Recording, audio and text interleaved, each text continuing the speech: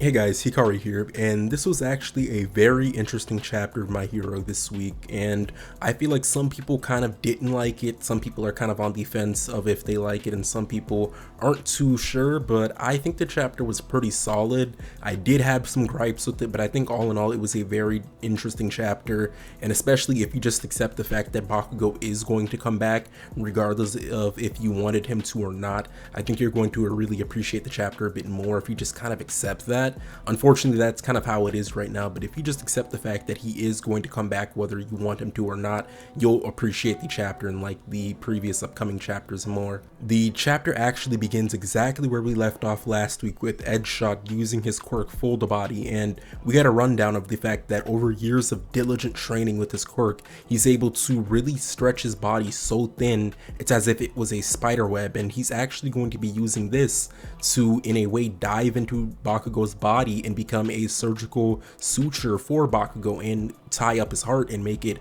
work correctly how it's supposed to be. We also get a rundown of the different wounds that Bakugo has right now, and along with his heart kind of being damaged, he also has damaged lungs, so he's going to do his best to try and fix those also. The chapter then describes everything being done to Bakugo as a CPR from the inside, and we see that Best Genius is telling Mirko to keep fighting, keep going on, and that even he can bleed. Look at Shigaraki's wounds, since Shigaraki's actually hurt and he's actually bleeding. In a smaller panel, we actually see that where I'm assuming this is Edgeshot. It says that due to the extreme conditions, his life is actually slowly starting to fade away, so it's fully confirmed right now that he's possibly going to pass away from trying to save Bakugo, and that they're kind of betting everything on the idea of getting Bakugo up and running again. But before we get any more on this, we see that Shigaraki's actually really mad, and he's saying that I destroyed that. And he's kind of going over and looking at the different things, the different heroes and stuff, and he's just saying that I already destroyed that. And we get more insight into just how messed up Shigaraki All For One is right now, and the fact that he's kind of in this weird destroy mindset, since we have to realize that Shigaraki was kind of bred to become this hatred vessel, this thing that just hates everything, and All For One's plan was to kind of get him to that point, get him to become stronger due to being hated or hating other people, and kind of take over. But right now we really see that it's very hard, since All For One hasn't fully taken over his body, so it's this weird mix of the two, and their ideals are kind of clashing with each other and making him very, very unstable. We see a lot of this instability pop up again where he says I already destroyed that, and he starts to go for a attack, but we said it's actually Mirko that completely kicks him away, and she actually knocks him away from Bakugo and Best Jeanist, and we see that he's asking her, do you want to die that badly? And she's saying huh, and we see her going again for further attacks on him, but he actually uses one of his mouthpieces, or the mouths on his arm, and he actually bites off her other working arm. So right now she's has both of her arms bitten off. She has no arms to kind of go into this fight, but we see that isn't even stopping her at all.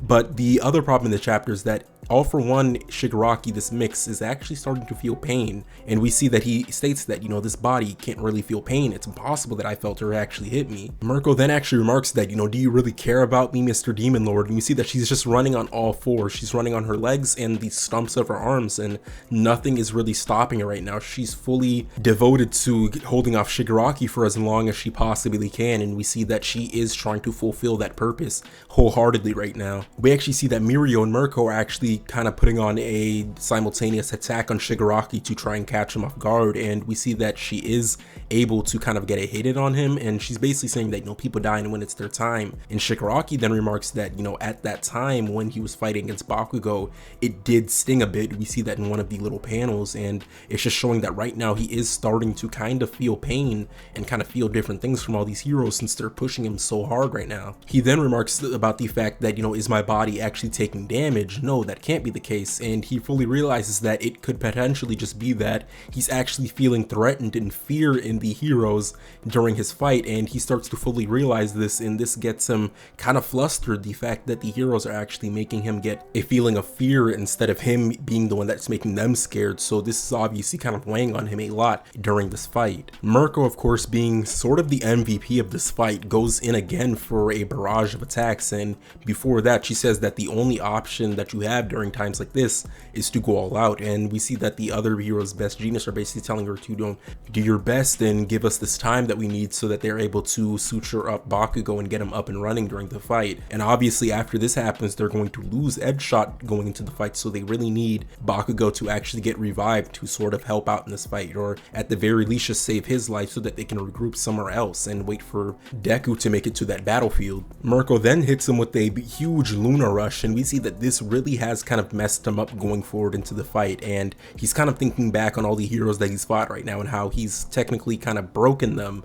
at a certain point in the fight, and he starts to say in his mind that even though I broke them when I wasn't broken still. And we see him actually look back to his different family members, and he starts to say that there was no one there, there was no one to really help me during these situations, even though everyone pretended not to see me. And this kind of gives us more insight just into the mindset of Shigaraki right now, and we have to remember that Shigaraki really is mentally messed up right now, and his mind is kind of being influenced by both All For One and Shigaraki themselves. So we see that he's not really a whole person at the moment, so his outbursts of emotions are very weird since they're kind of being influenced by both All For One and Shigaraki. And I feel like the best example we can get from All For One and Shigaraki kind of mixing together is the fact that in the previous chapters you saw that he kind of reacted to seeing Bakugo get him scared, and this reminded him of the second user. Obviously Shigaraki wouldn't really remember the second user since he wasn't alive at that time, but it was All For One that most likely felt a sense of fear in the second user when they fought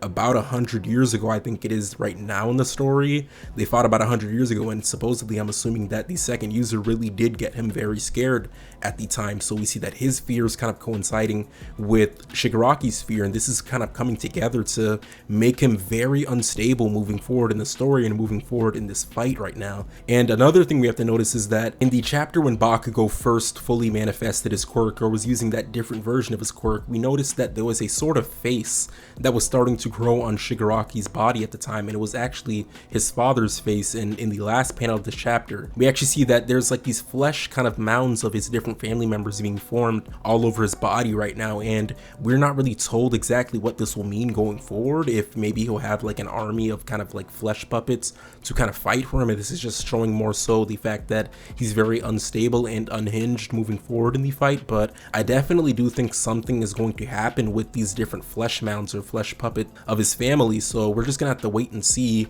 exactly what happens with this moving forward in the story. But I definitely do think this was an interesting chapter, and it really gave us a big insight into the mind of Shigaraki right now in the story, and it's very apparent right now that he's very unhinged, and the idea of him kind of being a amalgamation of both All For One and Shigaraki themselves is really backfiring right now. Instead of being a plus, which is how I'm assuming All For One wanted it to be, he wanted to kind of mix in Shigaraki's hatred of everything with his own mind to kind of make this unstoppable soldier, this unstoppable being with infinite amount of quirks that can fight continuously with no pain. But we see that this is kind of backfiring, and his pain from the past lives, or his pain that he had growing up and all of that, really is affecting him right now, and he was never really fixed. So he's trying to kind of, I'm assuming he's kind of trying to break himself at this point in the story instead of breaking other people, but only time will really tell what's going to happen, and I definitely do want to see what happens in future chapters. Definitely let me know what you guys thought of the chapter in the comments. Did you actually like it? Are you okay with the fact that Shigaraki is kind of going crazy, or that the fact that Bakugo is kind of coming back into the story? I don't really mind Bakugo coming back since I figured he was going to anyways. I didn't see Horikoshi really killing him off at any point in the story, but you know, it does come out of left field that it was gonna be Edgeshot that did it, but I think it's okay going forward in the story. But definitely let me know what you guys thought of the chapter. Also, like the video if you liked it, and subscribe, as it really does help me out, and I really do appreciate each and every one of you guys for stopping, taking the time to watch the videos, and leaving comments and likes. Thank you so much. Also, follow me on my socials, which are going to be linked in the description down below. Thank you for watching, everyone, and I'm out. Peace.